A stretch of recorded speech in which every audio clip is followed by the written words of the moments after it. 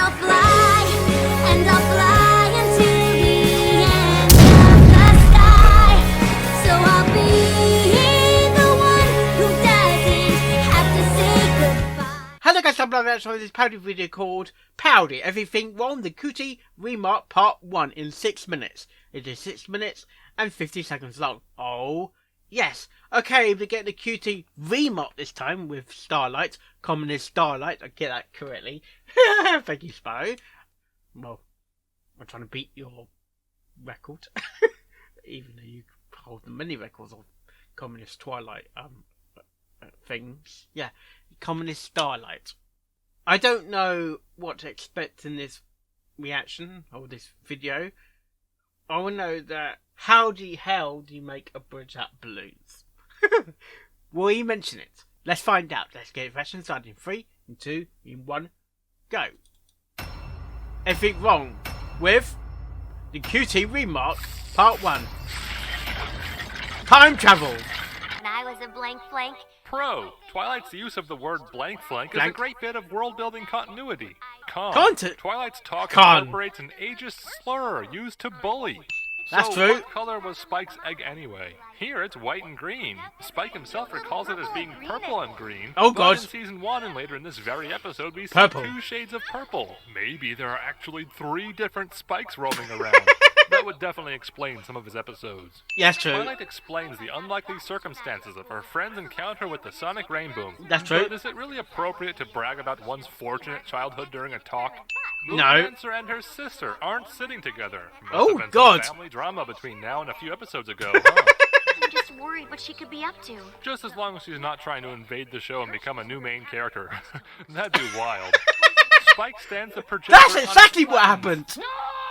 Starlight may be a magical badass, but maybe this surprise visit wouldn't be possible if Twilight had even a minimal amount of security. No. Guards, cameras, anything.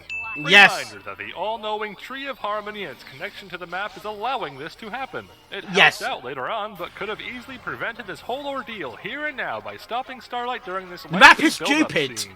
The ultimate sin. Time travel. Any Ding. possible explanation for it results in endless problematic paradoxes and canon-shattering issues. There's no Doctor right way Who. to do it, and worse still, no right way to sin it. Long No. Starlight was canon all along. Spike touching the scroll arbitrarily makes something bad happen, because Spike has to be the source of all that is bad. If we're going with the branching timelines or the many worlds interpretation, Twilight and Spike just died in this universe, and their friends will never see them again. Rainbow Dash look really young to you? Yes. Now is not the time for vain jealousy, Twilight. No. Ship. Spike got into trouble for touching the scroll last time, but he doesn't hesitate to pick it up a second time. They have no reason not to suspect something similar would happen again. How has Spike lived this long? He was the one to remark about the need for wings just moments ago. That's true. Oh, look, we're in another universe where this filly actually has wings and isn't an earth pony magically standing on a cloud. Okay. Not even I am that petty.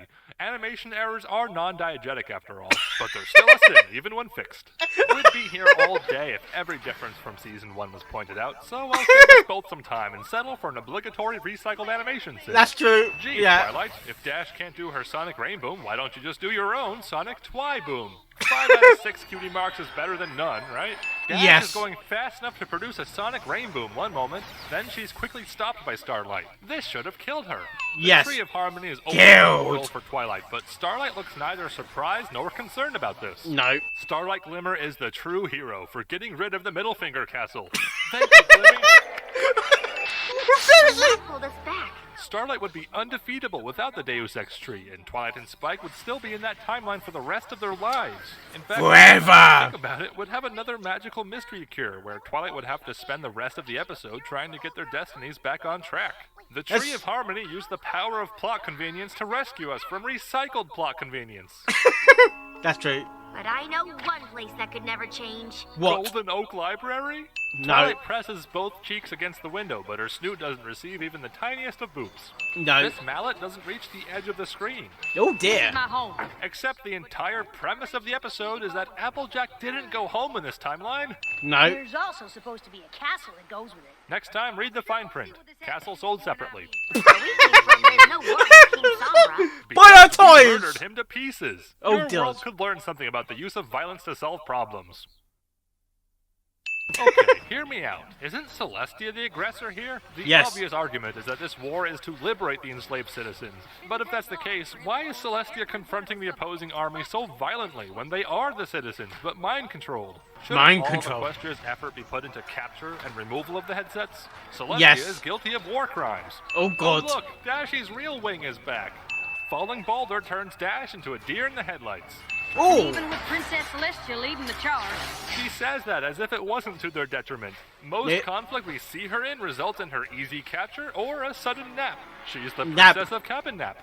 Cat and Nap? Seriously?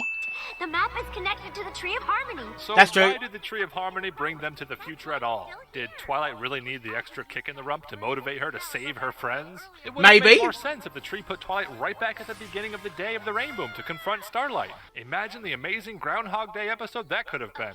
So even Groundhog when Day. you cast it, It's- I still get sent back. But when does Starlight get sent back? The moment the spell is cast is a future in which Starlight's probably old or dead. Clearly that's not the case, and Starlight is scooped up sometime after the rainbow is thwarted, but Twilight has unlimited attempts to stop her. That's just poor planning on Starlight's part. After all, her whole Constant point loop, is that constant Twilight's loop, isn't friends it? aren't that important to Equestria. Aw. If that's really the case, Twilight could go on with her life, and Starlight gains nothing while risking something going wrong and being trapped in a time loop for all eternity. I said that! Ironically enough, during the monologue, Starlight's mouth disappears. Oh god. Spike nearly dying is such a common occurrence that this is an appropriate response. Oops. The Oops. tree interferes because Twilight's not doing a good job communicating the matter to Starlight. But No. its interference is also cutting off Twilight while she's trying to communicate with Starlight. Oh, It's God. at this point the tree should have dropped an obvious hint, like, befriend her, or pull her in with you next time, you purple moron. Where is Discord in all of this? It's established that he can detect large amounts of magic. Twilight's true. not learning some lesson that requires him to take a step back. The point is to befriend Starlight, which could happen a lot quicker without them trying to kill each other first. To be continued. No! 41. Sentence! Hey, what gives? Time travel does that. I don't know what Starlight's up to yet, but we better figure it out before it's too late. Twilight, What? I think it already is.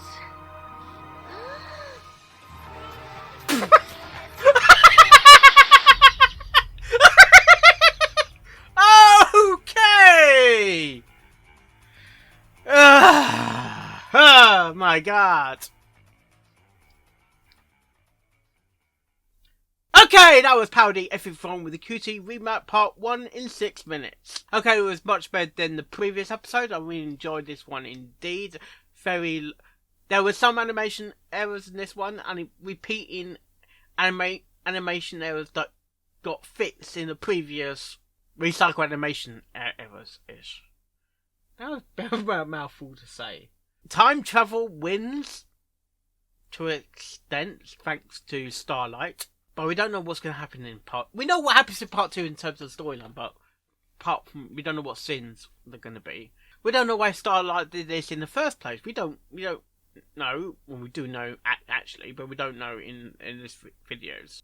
Think Starlight think it was a good idea to do time travel when you don't mess with time travel because it's dangerous. Tell that to Doctor Who. It's dangerous. It's very dangerous indeed. So time travel is not to be messed with. And there was a constant time loop. Let's think about time travel. You could be in a constant time loop where nothing gets resolved. So it's a bit like Groundhog Day. Everything is slightly different, and especially that pony episode, the Littleshy episode, backstage thing.